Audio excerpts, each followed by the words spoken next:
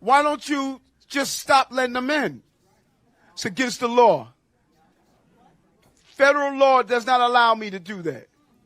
Well, why don't you just deport? It's against the law. Federal law doesn't allow me to do that. This has created a crisis that's wrong for New York taxpayers, wrong for the migrants, and wrong for our city and wrong for our country. And the national government is not doing their job. This is so devastating for our city. Wow.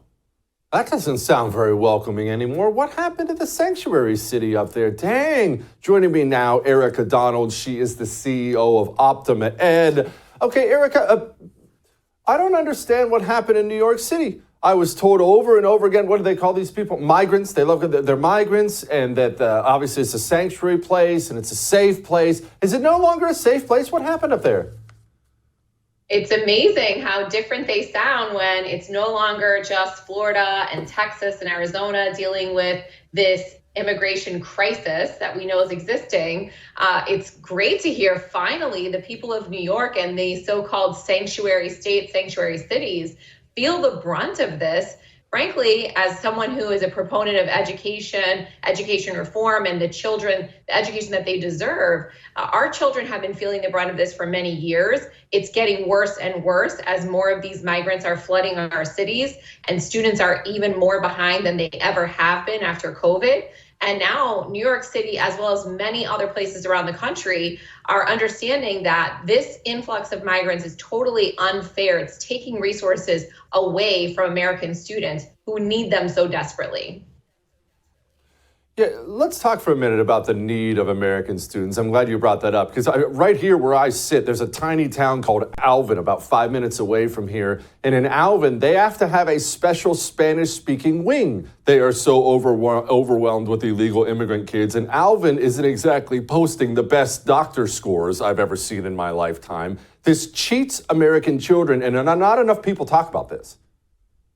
You're absolutely right. There have been studies that an influx of non-English speaking students take resources away, teacher attention away. We're watching as places like Chicago and other major cities have to hire more and more social workers. They have to hire more special needs supports. And those are not for American students who also need these resources. It's inevitable that resources are diverted to the ones who need them the most. And the migrant students are coming in very far behind with their educational progress. So teachers have to slow down an already slow and watered down curriculum. So what is happening to our American students who need the extra support after all of the learning loss that we saw during the pandemic?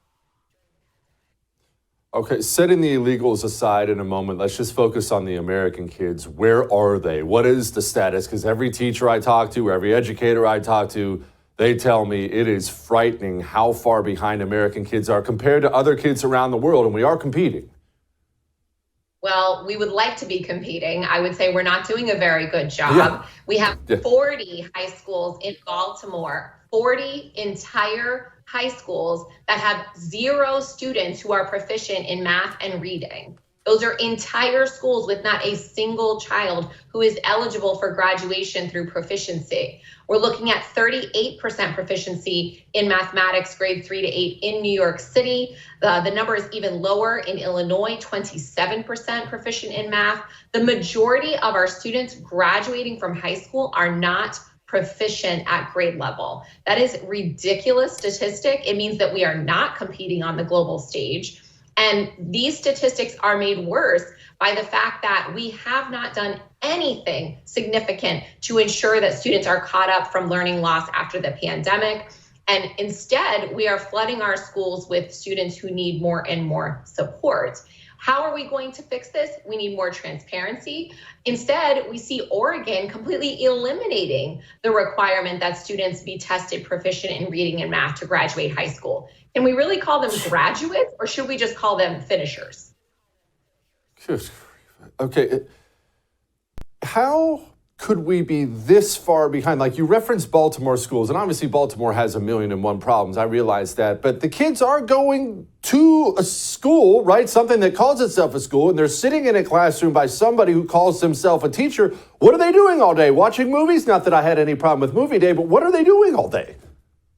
It's a good question. It's something that I've been battling for the past 12 years. There is a curriculum crisis in our country. The progressive curriculum, the ideology that's taking time away from the reading and mathematics that really should be the focus of our education institutions, just a lack of seriousness around the scholarly environment that we should be creating in our schools. Instead, we're talking about a focus on ideology, a focus on cultural issues. Really, it has taken away from the focus on reading and mathematics proficiency. And we've also seen, because of social pressures, schools moving children along who are not performing at grade level. And states like Florida, who've said you cannot pass third grade without reading, are now loosening those standards. We just saw a bill introduced here in Florida to try to eliminate the requirement for students to read on grade level by grade 3 in order to pass. We cannot allow this pressure to continue. In fact, we need to tighten those standards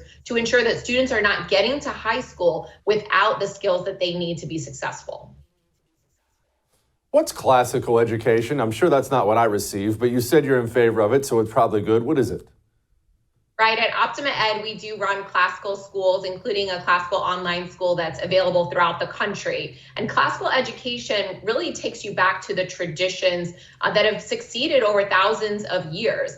A return to the liberal arts and sciences, including explicit phonics, explicit grammar, like diagramming sentences, classic literature, reading of source documentation, like the Constitution, the Federalist Papers, and even going back to the Magna Carta.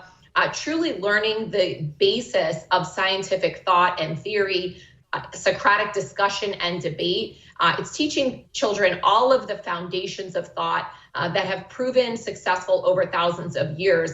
And it gives them both the knowledge and the virtues to be successful in whatever that they decide to do in life after their education is completed.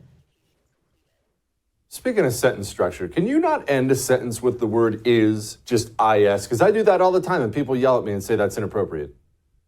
Well, listen, I am a CPA, not an educator. I'm in this because I needed school choice for my children. I discovered classical education. I ran for school board, discovered that the public education system is not the way that I would like to see reforms happen. In fact, it's just impossible in some ways to reform the public education monopoly. And so I started a company that's going to start schools and make a classical education available tuition free to as many families as possible, people who need it like I did for my own children. And so I feel your pain because I didn't get as good of an education growing up as my children are getting or the children in our Optima schools. But I'm determined to end that here and now and make sure that generations beyond us have that opportunity. So what is this Optima thing? Is this homeschooling? Like if I want to yank my kids out of school, can I do this in my house? Or I should say my wife, not me. You absolutely could. This is Optima Academy Online is available across the country, as well as in states that offer education scholarship accounts, ESAs like Florida and Arizona, and you can access it for free. It's actually the world's first VR, virtual reality school. So not only is it a classical style of education, but the live learning takes place in VR in 3 dimensions. So students can not only learn from a live classically trained teacher in what looks to be a traditional classroom, they can also go to ancient Rome or Independence Hall and have the constitutional experience, or even to the moon for the lunar landing. It's a pretty amazing school. And we have over 400 students in that experience in our second year of operation this year.